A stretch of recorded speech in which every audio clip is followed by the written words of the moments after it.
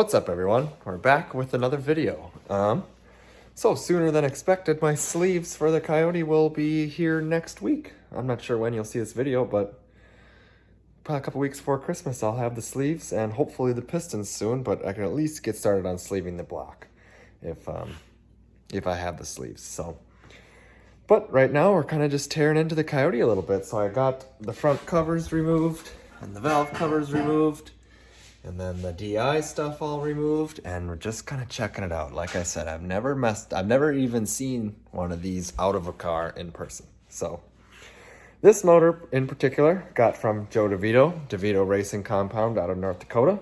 Check him out on Facebook. He's a great guy. Gave me a good deal on this motor. I'm super stoked. So the problem with the motor is it broke the snout of the crankshaft off. So I don't really think obviously it did some damage here to this engine, so this one pretty much needs a rebuild, which is perfect because I'm going to rebuild it anyway. But as far as other damages go, it broke both timing chains, and then it broke the one secondary chain on this side here, so this guy was gone. And then as you can see, it's got a whole bunch of broken cam caps and all these keepers that are way down in here. They're kind of hard to see. But a lot of that stuff was pretty busted up. I have some pieces of them laying around. Yeah, like broken half. It's supposed to look like. There really ain't a whole lot of good parts in here. So there's a good one. So they're supposed to look like that. And they got this little lifter thing on the end. Not exactly sure how this system works, like I said. Never done it. I get it, but it looks kind of weird. And then, obviously got the big chains here. These, well, they're basically falling off because you lost the end of the crank. So then it lost the other secondary, and then it's just got a ton of broken caps, like half a cap. There's a full cap. Just a lot of damage. So we're just kind of tearing it apart right now and looking at it and observing, because like I said, never even seen one of these before, so it's kind of interesting. But follow along as we pick through it. I'll set a little camera up, and I'm going to tear the cams off of this side, and maybe we'll pop a head off and see just how messed up the inside of the motor is. It'll be kind of interesting. I assume it was just a lot of piston to valve contact. I'm guessing all the bearings and stuff in the inside of the motor will be all right, but of course the crank is wasted, so that is junk. But we'll just pick away at it and see what we see. You can see there, got the head off. You can basically see every hole where interesting things happen. But the bores look okay. Obviously we don't care about that. And everything else looks to be all right. There's the bottom of the head. Nothing really looks super miserable in here. Everything seems to be all right, so looks like some good usable cores, no doubt. Obviously have some work into them, but no big deal. Just got one more left, and then she's a short block. What's up, everyone? We are back here in the shop working on the car. So today, one of my projects, and I honestly can't even believe it, but it just went so fast, it was mind-blowing. But I put this radiator support core bar in here. I don't know, whatever you want to call it. It's from Motion Raceworks. It's just basically a piece of tubing. It's got some brackets on here, and you can bolt it or weld it in. For now, it's just bolted in, and I honestly might leave it like that because it's just super rigidly mounted. So I had to pull some brake lines off, and then I just used the Sawzall and cut the bottom part off, and it literally, I don't know, I was probably done within like an hour. It was kind of unreal. And then I actually pulled the rest of that motor apart. So here is the crank. And as I guessed, the crank is literally mint aside from it's missing the top. So obviously that makes it no good, but it's crazy. This thing really was in great shape for having what happened to it. The block looks really good. Nothing really wrong there at all. So this baby's ready to be sleeved. My sleeves will be here in a couple days. And we'll get her set up in the machine and start boring. So I'll show you a little look at the main bearings here. So there's one of them. That baby looks like basically brand new. It's kind of hard to tell, but it's interesting. I don't know if it's OEM stuff or if this motor's been rebuilt, but they use like different style bearings. Like some of them had those coating on them and other ones were uncoated. And that's the exact same way the pistons were, or the rod bearings were, I mean. So definitely interesting. But yeah, that motor is fully apart now and ready to be sleeved. And I'm going to order some parts for it. And I got to figure out a set of heads. So I did a whole bunch of research and asking around. And you can use Holley EFI on the Gen 3 heads.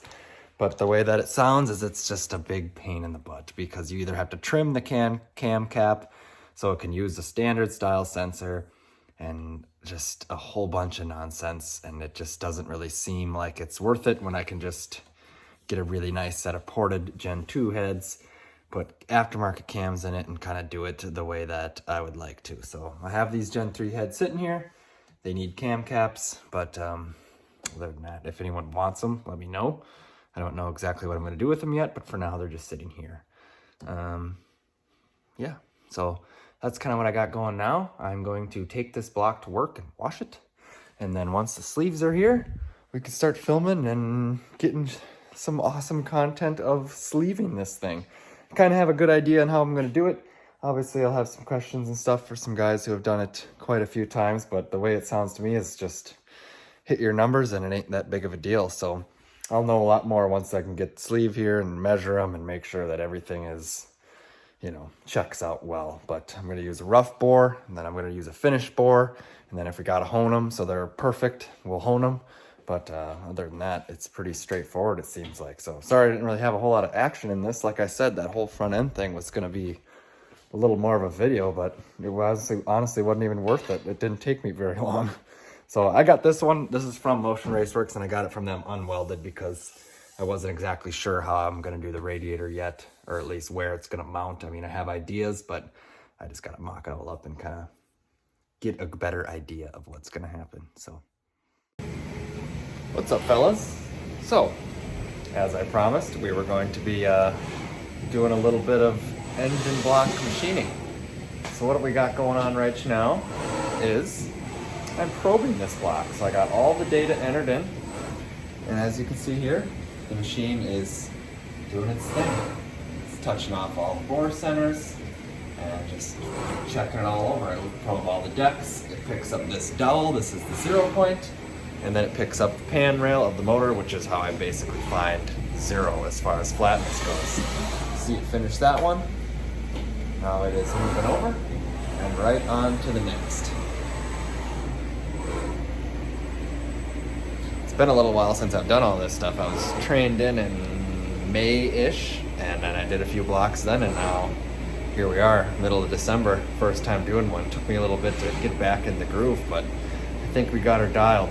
So really, this is kind of your block blueprinting right here. So you put an engine block in here and you get all the, you know, the specs of where it is relative to where it's supposed to be blueprinted. So most of the time all these blocks are in metric. I don't have a blueprint to this, but probe a few bores, you can figure out the spacing, the bank offset. Usually they all use pretty even numbers, so it's relatively easy to figure out. But so far so good. I mean, this is just going to tell us where everything is, and then once we sleeve it, we can put it back to the blueprinted dimension. So there you go, just did its rotation. Now it's going to drop down into that cylinder, continue on probing. Then it'll do a bunch of decks. But just kind of wanted to get this dialed in, at least for tonight. Get the block all in here, trued up. You have to do a whole bunch of indicating on this thing to get it so it's square to the world and not tweaked. And I think we got all that dialed in, so it'll be interesting. But show you over here. Here are the sleeves. I got these bad boys from LA Sleeve, and those are what will be going in that rig. So that will be a couple days project. I just kind of wanted to get this in here and get started on it anyway, because this stuff kind of takes some time. I got 3 hours basically into this, which, like I said, I don't do it often, so I'm definitely not a professional, but we're getting there. So pretty cool stuff, but I'll check back in once we are ready to start machining, basically. All right, so you've seen that clip of me setting the block up, right? But after I got the block report, so like I said, that's basically your blueprinting, And so once you're done with that, the machine creates a block report, and it tells you where all the bores are in relation to, where they're supposed to be as far as blueprinting goes. And it tells you the size. And then I was talking about how it's going to probe the deck of the block. So then that's also going to tell you what the current deck height is. And then, you pick a bunch of random points, and then you can see if there's any deviation in there. So the machine went ahead and did all of its probing cycles, and then it spit out the block report. And so then I was reading through the report, and the deck height on a Coyote is 8.937. And the measurement that the machine came up with was like 8.981 or something. So, so it's like 40 some thou off. And I was like, what in the world? And so I didn't really know what to do at that point. So I basically just called it quits for the night, and then I called my tech in the morning and I asked him, what could be causing this? And he gave me a series of things to check. So basically what I did after that, I took the block out of the machine, and then you have to do this so you can reach the table, because the machine ain't made to machine on the table. It's supposed to machine up there on the trunnions. So I put a boring head in and then a magnetic indicator on it. And then I swung the bore head in a circle, sweeping the table essentially, and that all came out to be like a couple tenths. So basically all that did was tell him that the machine hasn't been crashed, which obviously I'm pretty much the only one who runs it, so I know that I never crashed it and all that stuff. So that checked out good, of course. And then another thing that I did actually before I took the block out was I probed the top of the crank bar, and it also was like 40 some thou off. And so then after talking with him, he gave me a couple other things to check, and they all basically said the same thing, 40 to 50 thou off. So I just want to explain kind of how this works, especially on a machine like that. So the crank bar sits in the center of rotation of the turret. So you got the turret and it spins in a circle, and the crank bar sits right in the center of that. And then you clamp everything down. And of course, where the machine's Z-axis is positioned is right on the center of the bar. So when I touched off on the top of the bar is 2 inches in diameter. The number should have been 1 inch. And it told me it was like 1.04 or something. So obviously, you have a problem there. As far as why it happened, we don't exactly know. That machine, we picked it up used, and used and abused is basically how it was. So we got the whole thing set up. Everything was all good. The only thing at this point that we can really assume happened is there was something stuck in the limit switch. And so when you repositioned the machine, you were always hitting whatever was stuck there, and then eventually it just fell out. And so now the Z-axis moves up 40 some thou higher than it did before, because like I said, I haven't crashed it. There's nothing wrong in the spindle. Like, the spindle's not bad. It sounds fantastic. I mean, it runs 20,000 RPMs and it sounds great. So basically we think there's a limit switch problem, or there was something stuck in it. So tomorrow's plan is to replace the limit switch. And then we ordered the bar to redo all the indicating in so you can find your true center. And then I'll have to re-pick up like the probe length and things like that, since some of the numbers, in how the machine calculates everything will change. But with that number being off, could I have machined the block? Yes. You would have just had to compensate for that deck height being wrong. That's how it knows the deck height, is because the deck height is measured from the center of the main journals to the deck. And so then when it thinks it's 50 thou higher, I would have had to command the tool to go 50 thou lower, basically to compensate for that being off.